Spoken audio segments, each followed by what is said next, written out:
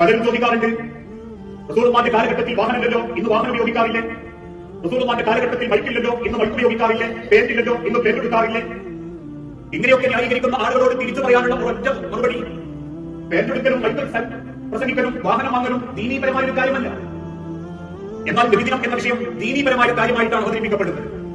ദീനീപരമായ ഒരു കാര്യം അവതരിപ്പിക്കപ്പെടുമ്പോൾ അതെവിടെ നിന്നും ആര് പറഞ്ഞു എന്നുള്ളത് വിശ്വാസിയുടെ ബാധ്യതയെ അന്വേഷിക്കൽ. അവിടെയാണ് പ്രവാചകൻ സല്ലല്ലാഹു അലൈഹി വസല്ലമയെ തൊട്ട് മഹദി ആയിഷ റളിയല്ലാഹു തആല പറയുന്നു, മൻ അഹദഥ ഫീ അംരിനാ ഹാദാ. മരണത്തിന് മുമ്പ് റസൂലുള്ളാഹി നമ്മളോട് പറഞ്ഞിട്ടുണ്ട്, എന്റെ കാര്യത്തിൽ ഞാൻ അറിയാത്ത, ഞാൻ പറയാത്ത എന്തെങ്കിലും എന്റെ പേരിൽ ആരെങ്കിലും ആരോപിക്കുകയോ പറയുകയോ ചെയ്തിട്ടുണ്ടെങ്കിൽ ഞാനുമായിട്ട് അതിന് യാതൊരു ബന്ധവുമില്ലാണെങ്കിൽ നിങ്ങളത് തള്ളണം. ദീനീപരമായ വിഷയത്തിൽ നിങ്ങളത് അവഗണിക്കണം. അതുകൊണ്ടാണ് വേദാന്തിന്റെ ബോർഡില്ല, അല്ലെങ്കിൽ ഇന്ന ആചാരങ്ങളൊക്കെ നിർമ്മിതമാണ് എന്നതിനൊക്കെ നമ്മൾ ആ വിഷയത്തെപ്പറ്റി വിശദീകരിക്കാനുള്ള കാരണം. ഇന്ന് കരുതി ഒരിക്കലും വിശ്വാസികൾ റസൂലുള്ളാഹിനെ സ്നേഹിക്കാത്തവരല്ല. ഇന്ന് ലോകത്ത് മറ്റെന്തിനേക്കാളും